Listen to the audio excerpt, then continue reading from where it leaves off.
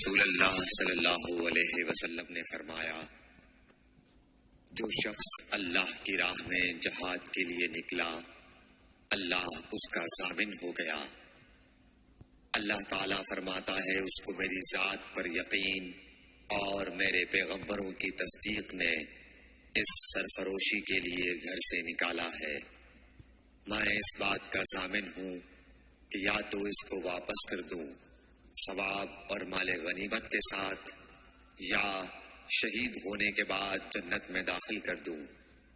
رسول اللہ صلی اللہ علیہ وسلم نے فرمایا، اور اگر میں اپنی امت پر اس کام کو دشوار نہ سمجھتا تو لشکر کا ساتھ نہ چھوڑتا، اور میری خواہش ہے کہ اللہ کی راہ میں مارا جاؤں، پھر زندہ کیا جاؤں، پھر مارا جاؤں، پھر زندہ کیا جاؤں، پھر مارا جاؤں۔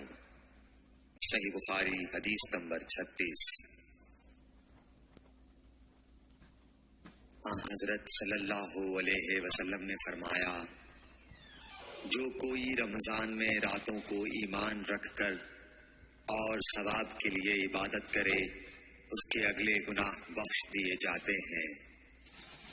صحیح بخاری حدیث نمبر 37۔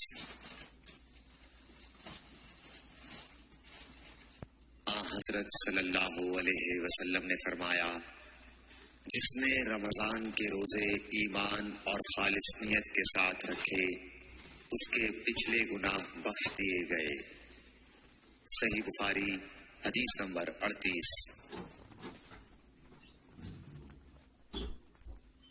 حضرت صلی اللہ علیہ وسلم نے فرمایا، بے شک دین آسان ہے، اور جو شخص دین میں سختی اختیار کرے گا تو دین اس پر غالب آ جائے گا اور اس کی سختی نہ چل سکے گی۔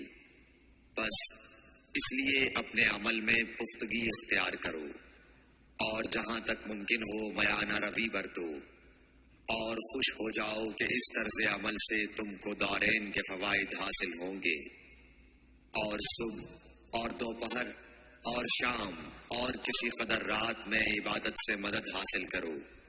نماز 5 وقتہ بھی مراد ہو سکتی ہے کہ پابندی سے ادا کرو۔ صحیح بخاری حدیث نمبر 39۔ رسول اللہ صلی اللہ علیہ وسلم جب مدینہ تشریف لائے تو پہلے اپنی نانہال اترے جو انصار تھے، اور وہاں آپ نے 16 یا 17 ماہ بیت المقدس کی طرف منہ کر کے نماز پڑھی، اور آپ کی خواہش تھی کہ آپ کا قبلہ بیت اللہ کی طرف ہو۔ جب بیت اللہ کی طرف نماز پڑھنے کا حکم ہو گیا تو سب سے پہلی نماز جو آپ نے بیت اللہ کی طرف پڑھی عصر کی نماز تھی۔ وہاں آپ صلی اللہ علیہ وسلم کے ساتھ لوگوں نے بھی نماز پڑھی۔ پھر آپ کے ساتھ نماز پڑھنے والوں سے ایک آدمی نکلا اور اس کا مسجد بنی حارثہ کی طرف گزر ہوا تو وہ لوگ رکوع میں تھے۔ وہ بولا کہ میں اللہ کی گواہی دیتا ہوں کہ میں نے رسول اللہ صلی اللہ علیہ وسلم کے ساتھ مکے کی طرف منہ کر کے نماز پڑھی ہے۔ یہ سن کر وہ لوگ اسی حال میں بیت اللہ کی طرف گھوم گئے، اور جب رسول اللہ صلی اللہ علیہ وسلم بیت المقدس کی طرف منہ کر کے نماز پڑھا کرتے تھے، یہودی اور عیسائی خوش ہوتے تھے، مگر جب آپ نے بیت اللہ کی طرف منہ پھیر لیا تو انہیں یہ امر ناگوار ہوا۔ زہیر ایک راوی کہتے ہیں کہ ہم سے ابو اسحاق نے برا سے یہ حدیث بھی نقل کی ہے کہ قبلہ کی تبدیلی سے پہلے کچھ مسلمان انتقال کر چکے تھے، تو ہمیں یہ معلوم نہ ہو سکا کہ ان کی نمازوں کے بارے میں کیا کہیں۔ تب اللہ نے یہ آیت نازل کی، وَمَا كَانَ اللَّهُ لِيُضِيعَ إِيمَانَكُمْ، سورہ بقرہ آیت نمبر 143۔ صحیح بخاری حدیث نمبر 40۔